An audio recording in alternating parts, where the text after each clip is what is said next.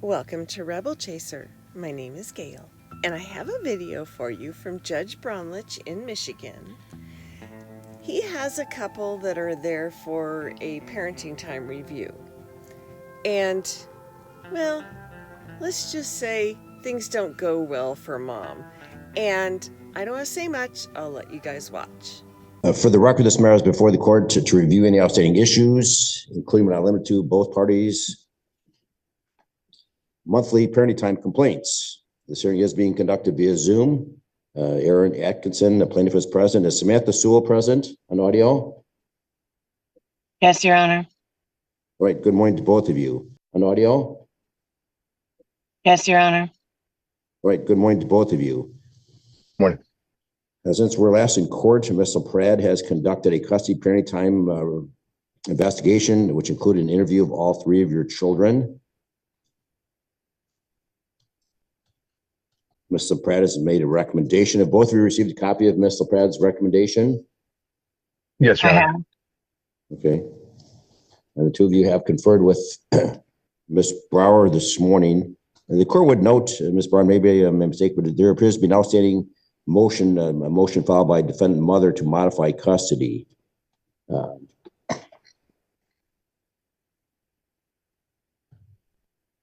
don't know if that needs to be addressed in this recommendation, but in any event, the recommendation, Mr. X, and there's Ms. Sewell. Good morning.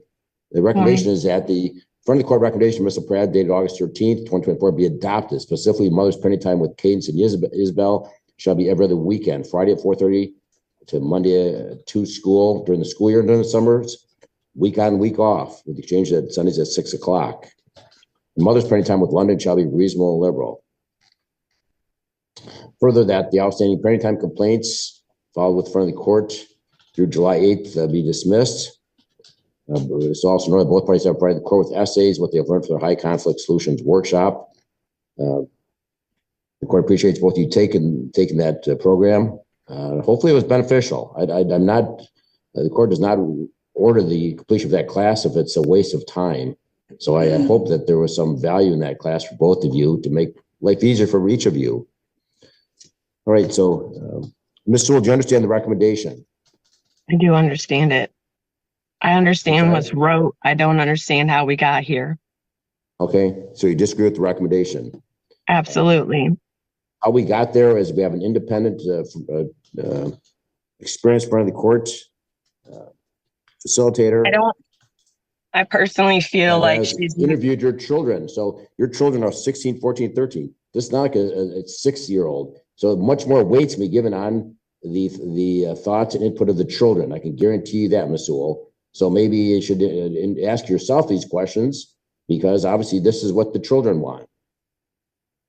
The children would always choose ice cream over broccoli, and that's what's happening right here. I serve my children broccoli. He chooses to serve them ice cream. Children will always choose ice cream over broccoli. There are serious concerns within this case that have not been addressed, and unfortunately, it's so sickening and disturbing, this case, that the outcome of this recommendation is me dropping out. I don't wish to continue this anymore. My children have been failing educationally for years, and he's the one in charge of getting them to school, taking them to school. He's been charged with truancy charges. My son has dropped out of school. My children are depressed, on medication, and all absence of their mother, but yes, continue the same path for them. Everybody agreed that something different needed to be done, and choosing the same sickening and despair life for them is enough for me to decide that continue on and do that. My son is now dropped out of school. There's no changing that. My daughter had a 1.3 grade average last year. I have went to court every single year fighting to know knowledge about my kids, fighting to be present for my kids, fighting for my kids to attend birthday parties, fighting for my kids to attend funerals.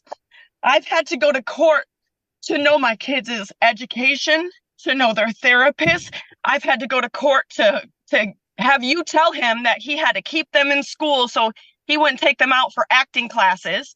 I've had to go to court for all these things and nothing has been done. So now my children, 13, 15, and 16 years old, are on medication, failing classes, depressed, activity, talking to men online, absolute disgust, all, and he won't do anything about it. I'm not allowed to be present. I'm pushed out of the way. So of course the kids want to choose whether they're not parented, not governed, and he's feeding them ice cream over broccoli. Absolutely, 100%. I agree with them. However, I don't choose to be a part of it anymore. I choose to not have the police called on me when I take away my son's Xbox. I choose to not have CPS called on me when I'm trying to get help for my daughter's problems. I choose to not have false police reports called on me about stalking my ex. I'm choosing, if you guys don't choose better for my kids, I'm choosing to step aside.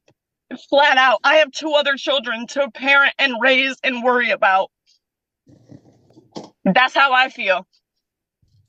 It's a Miss This man, Sewell, hold on. There's another one thing. I started this. I started all these parenting time complaints, and up until this point, because he was allowing the kids to move freely between homes, it was working out fantastically great until he tried to strong arm me into paying him some money. Hold on 1 second. He had moved a man into the basement with my 12-year-old daughter, lied to me about it, lied to the courts about it, wouldn't let CPS in. And my daughter is expressing habits and behaviors, and nobody will investigate it, and nobody hears me. Would you be comfortable with your daughter expressing and doing things online, knowing that there is a man living down in the basement and she's telling people that she's dating a 40-year-old man? Would you feel comfortable with that? This is who I'm leaving my children with. First of all, Ms. Sewell, have you reviewed I think Mr.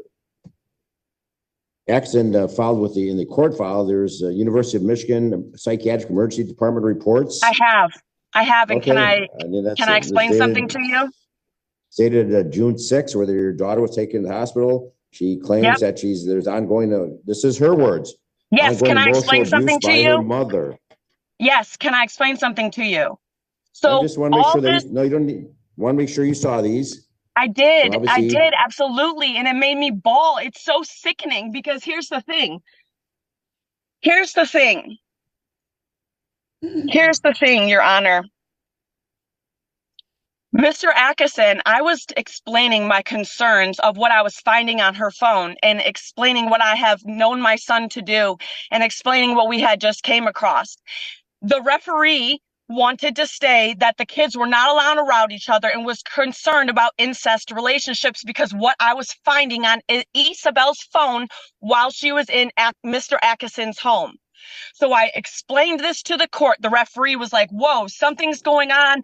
You know, the kids aren't allowed around each other. Mr. Atkinson went home and told Isa and London that I was accusing them of having an relationship and blamed the entire thing on me. So she absolutely was so mad at me. And I think I provided text messages to the court where she was saying, my mom's so weird. She thinks I'm having with my brother and she thinks I'm having with my dad's roommate. But these are the things that I'm finding on her phone and I'm providing them to the court. I'm not having conversations with my daughter about what I'm thinking. I'm having conversations with Aaron Atkinson, trying to get to the bottom of it.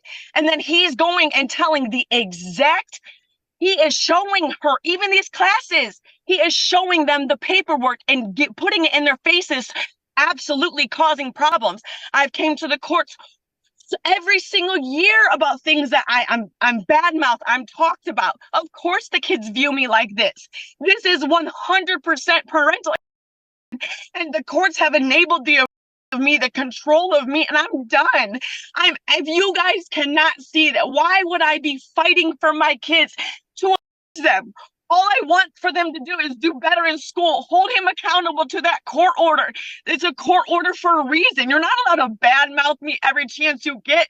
My kids don't need to grow up in a toxic environment of like that. I love them so much and only want the best for them. So yeah, they hate me for making them clean their rooms. They hate me for making them, grounding them, taking away their cell phone. I took away my daughter's cell phone because of the things that she was posting on TikTok and the boys that she was talking to.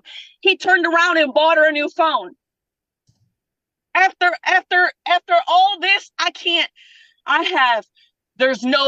there's no disciplining the kids. There's no wanting better for them.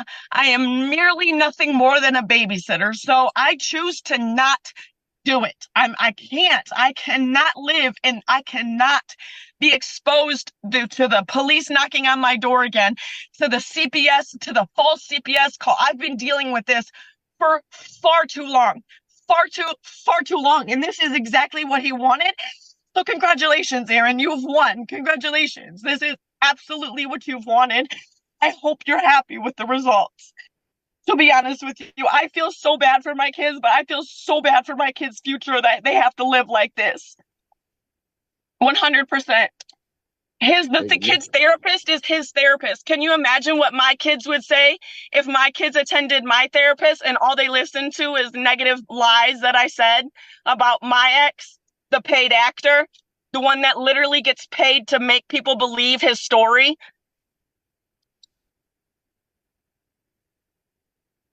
Ms. Sewell, the children need their mother. So I hope you keep an open and they mind. also They need their a happy mother. mother, and one mother that's not being constantly controlled and enabled by the court system to continue the. I cannot handle it anymore. I have hit a peak. I've hit a moment. I cannot. The summer goes so perfect and so well, and it's so harmonious. And when the kids were moving freely from home to home, it was so good. It was so happy in that time. It was so good. But money is a root of all evil, so I'm sorry I didn't have the money at the time. All right, take a deep breath, Ms. Sewell. First of all, make sure you're listed. You should be involved in school activities, going to parent-teacher conferences. Make sure that you're listed as a contact at school. Absolutely, you're the parent. I have had to go to court and fight for every single thing of that, and I do. I attend everything that I am aware of, that I can. I attend everything. I do everything that I'm supposed to. I show up to therapy. I do everything that I'm supposed to do. Everything and more. I adopted my life in 2020 as if he was standing right next to me. And you can ask any about that. I said, I will live my life as if Aaron Atkinson is standing next to me because that's how it feels. Every move I make, I have to make sure that he's okay with it, how he can spin it, and how he can use it against me and use it against me in court. And that's how I have become this person that I am so proud of today. The fact that you are sitting here and saying my kids don't deserve to have their mother. Why is it okay for this man to have truancy charges? Why is it okay for him to not push school on the kids? Why is it okay for him to be living in a bed bug infested house, almost foreclosed on, and everyone's okay with it? Why are you okay with it? Right, Ms. Sewell, the court fully understands your position. Keep in tabs if, in fact, the children are missing school. Bring it to the court's attention. The court will make changes. You have all the paperwork right now. You have all the paperwork right now. I have. That's a joke. You telling me that? I brought all text messages, school paperwork. I have absolutely brought everything. The 37 absences. I brought that, Your Honor. Waiting. Mr. Atkinson, do you understand the recommendation this morning? Yes, I do. Do you have any objection to the court adopting the recommendation? No, I do not. Okay, the court's going to add a couple things to this recommendation, if you could, please, Ms. Brower. Number one is that all three children shall be involved in counseling, and they shall not be your counselor or therapist, Mr. Atkinson. Not someone that you are seeing. Just understand, all three children shall be enrolled in counseling. They've all three got problems. So all three should be enrolled in counseling, and they should not be your therapist or counselor. And finally, if the children miss school because of illness, you need to take them to the doctor that day. No unexcused absences. So if you take them home, schedules the appointment during school. Please do not interrupt. Mr. Atkinson, if these children are sick, they don't go to school, you need to take them to a doctor that day. Understood? Understood. And Ms. Sewell, please keep tabs on the records. If in fact they're missing school, the court's we'll bring them back into court, and the court wants answers as to why they're not in school. This is a joke. All right. I've been doing this for years, Your Honor. Every single year I provide the school record. Every single year. So you're telling me to do exactly what you told me last year, which was the thing that you exactly told me the year before, which is the exact thing that you told me the year before. You've told me this every single year. Every single year you've told me this. I've been bringing this to you every single year. Every single year, Your Honor. Well, we've got 3 files here, and we've been a lot of activity, but bring them timely. Ms. Sewell, I do, Your Honor. It has 30 again, days to, you have 30 days to file the complaint. I do, Your Honor. I do. I file everything on time. I do bring it to you. I do. So you're telling me the exact same thing as you did a year ago. So what is it going to be? One more child is going to drop out? Are we going to wait till one more child gets to drop out? Because this could have been prevented. This absolutely could have been prevented. The court's attention. I have. This absolutely could have been prevented. I'm not going to talk over you, try to talk above you, Ms. Sewell. So court will adopt the recommendation. I will conclude this review. Do bring it to the court's attention, please. I will look at it. So please bring it to the court's attention, and the court's going to amend the recommendation with those. Your Honor, can I ask something else? Sure, go ahead. So we have a thing on our court order that we are not supposed to talk about each other on social media. However, I'm not being quiet about what's being done to me at court anymore. And since the court order has never been followed before, and there are no consequences.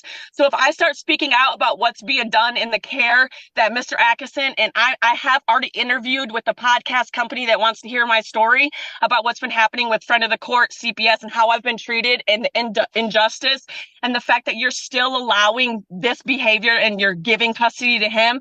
Am I allowed to speak about it, or are you putting a no speak order on me? Am I allowed to tell my story, or is this allowed to be aired? If you're not sure about following court orders, then you should consult an attorney, because yes, you violate court orders, people can be held in contempt. With that, okay, but why is he allowed to be held? Why is he allowed to disobey the court order, but he is not allowed to be held? He never gets held in contempt. So why is it that I only am allowed to be held in contempt, but he does not have to be held in contempt? You just dismissed about 20. Both parties are subject to the contempt powers of this court to violate court orders. With that, but you're not, because you just dismissed all my court orders that he violated. So are you going to choose to violate me and not him once again? I'm just saying, I want to speak out. I want this podcast to be aired. I very much want my voice to be heard. I think that other people can benefit from hearing my story about the injustice that's been being caused to me. I want to speak out about my story, and I want to make sure that I'm not being contempt of court again, because I'm the only one that gets held in contempt of court. So I'm asking you to lift that ban on me being able to speak and me being able to speak about my story. Your request is denied. Okay, I will take my chances. Okay, that will conclude this hearing. Thank you, Ms. Brower. Your Honor, that new recommendation will be in your queue in just a moment. Thank you. Well, the first thing I wanted to say is I have a feeling this woman is justified in what she's saying. This court, I watch them all the time. I try to watch almost every hearing they have going on. And they pick a side. The judge picks a side, the referees pick a side. And typically, the judge sides with the referee's side. And they're supposed to be neutral. They're not supposed to pick a side. They're supposed to be fair and balanced. That's what the little statue is, balance. Because that's what it should be. And if the kids are exhibiting the things that mom is saying, then they're in the wrong place. If they're not going to school, if the daughter is exhibiting the things the mom's talking about, they're not in the right spot. And maybe someone should investigate the allegations that mom is bringing to this court instead of just blowing her off, which is what they did. The judge blew her off, and the referee blew her off. And I've seen it happen with this court over and over and over. And it's not fair. So I have a feeling this woman might be justified. It's just my opinion, but that's what I think. And the second thing is, I don't know anything about the specifics about whether or not there's a gag order or whatever, but she has a First Amendment right. She has the First Amendment right to say when, I mean, the First Amendment isn't so that you can just go out and spew whatever you want to spew, but it's to hold government accountable, of which the court is part of. It's to hold the people that we pay our taxes to, that run these courts, to hold them accountable. So you're allowed your First Amendment right. You know, like I said, I don't know the specifics. Maybe she has a gag order. Maybe she's not allowed to speak. But if there's no gag order, then I don't know why she can't. That's just my opinion. Thank you guys so much for watching, and I'll see you next time.